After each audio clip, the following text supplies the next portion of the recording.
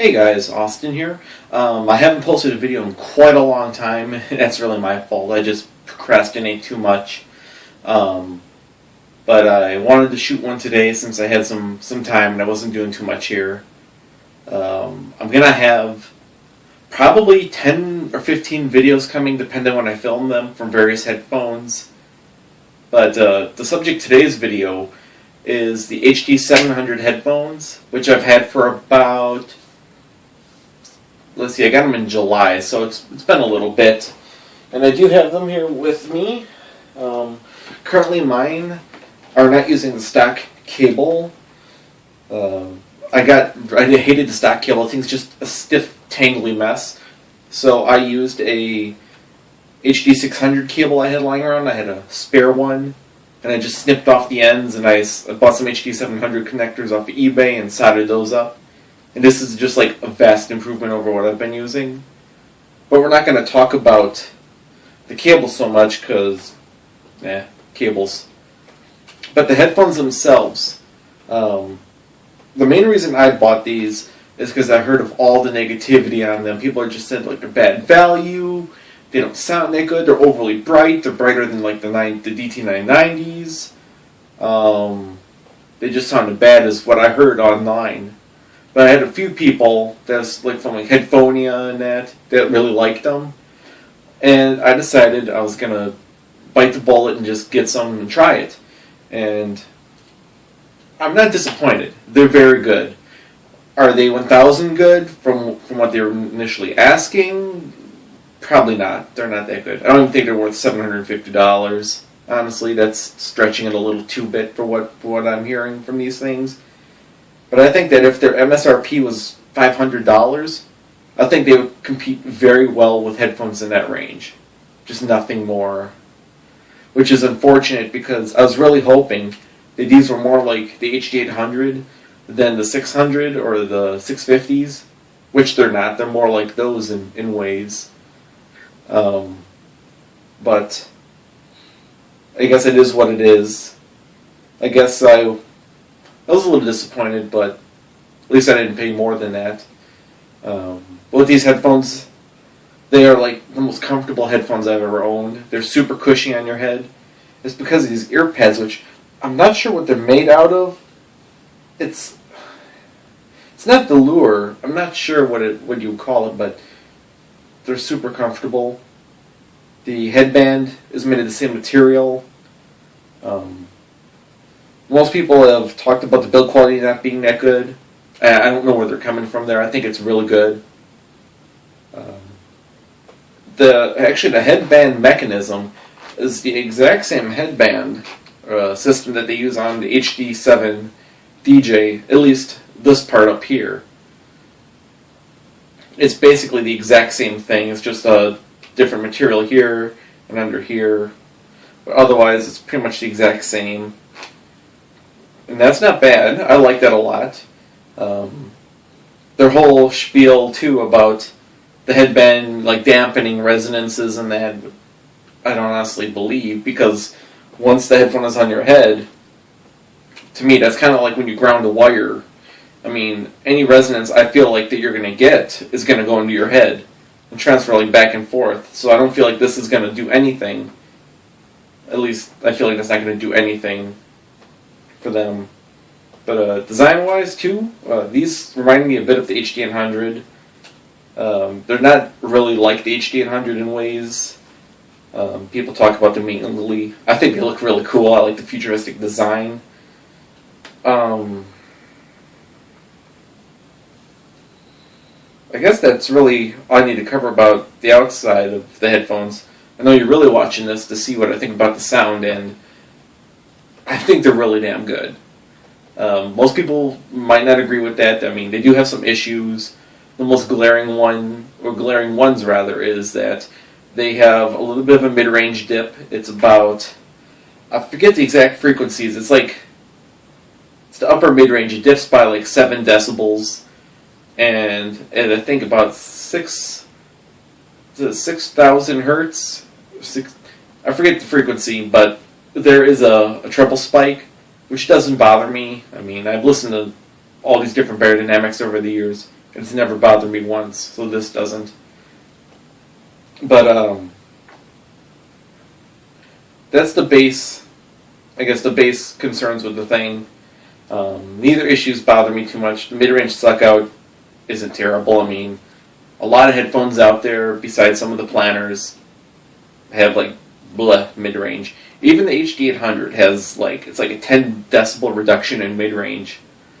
But for whatever reason, the 700s get the most flack for it, which, I don't know, the HD800 is like so apparent.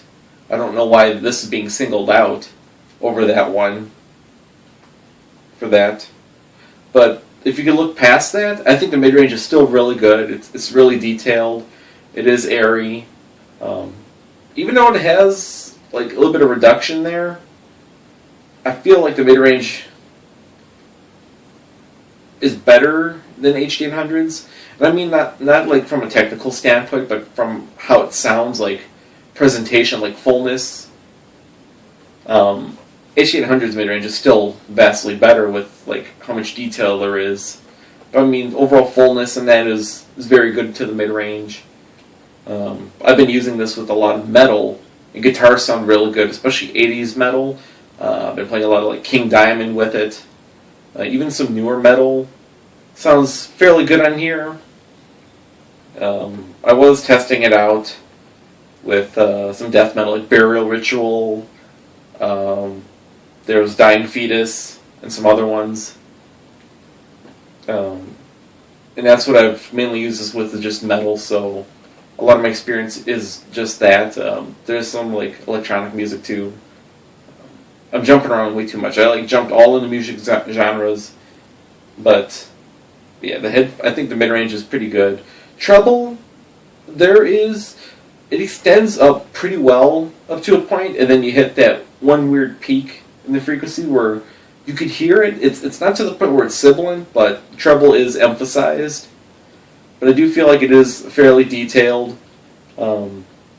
It does have like slight grain to the treble. I can hear a little bit. It doesn't sound like smooth like some of my other headphones do.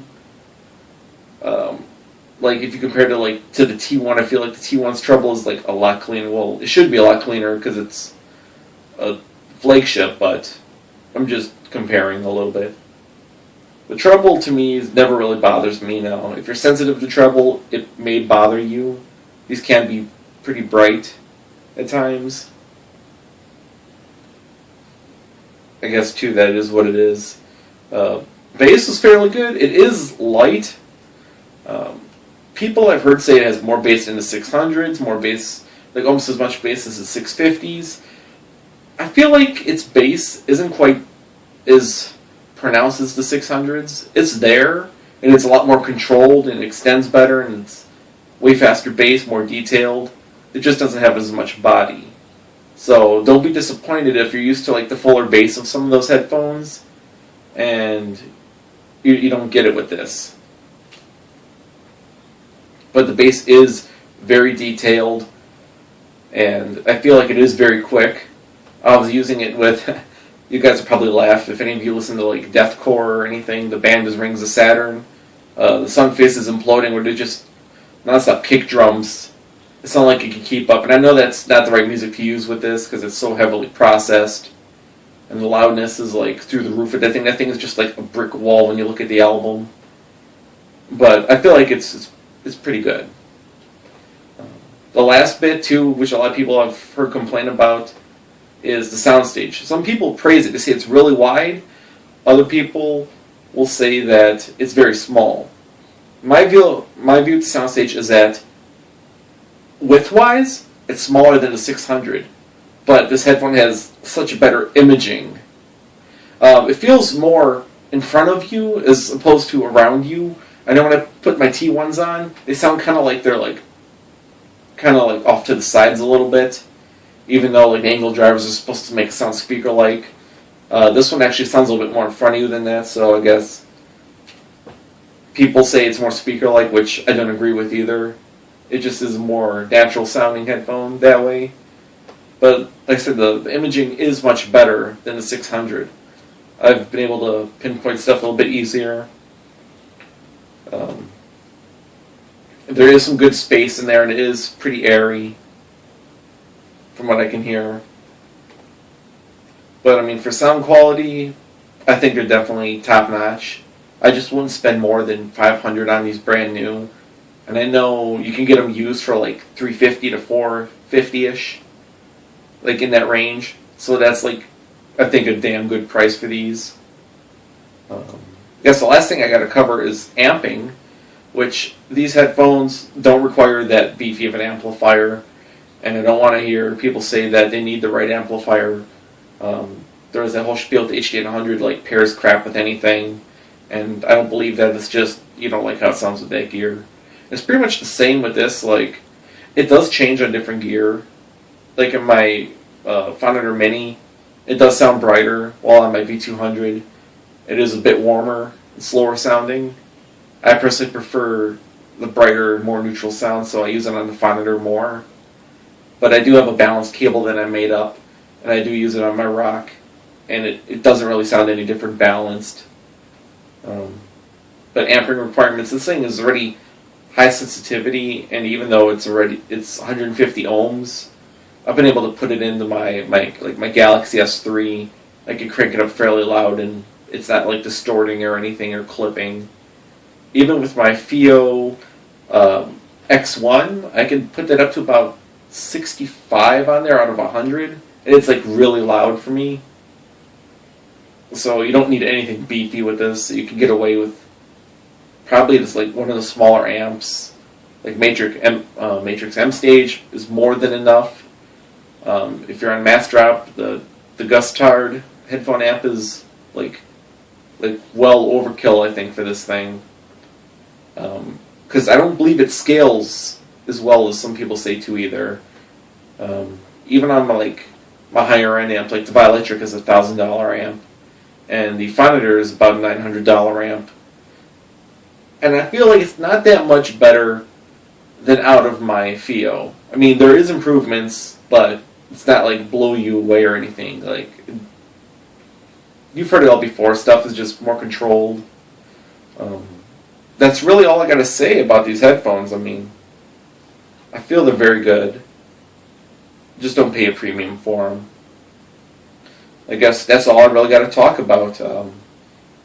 Like I said, I do apologize for the delay in videos. I do have more videos coming. I have K7XX. There are some other ones in there too, like K701, and a few other headphones. There's probably 10 or 15 more videos coming that will be talking about stuff. So until then, guys, I will see you later. Adios.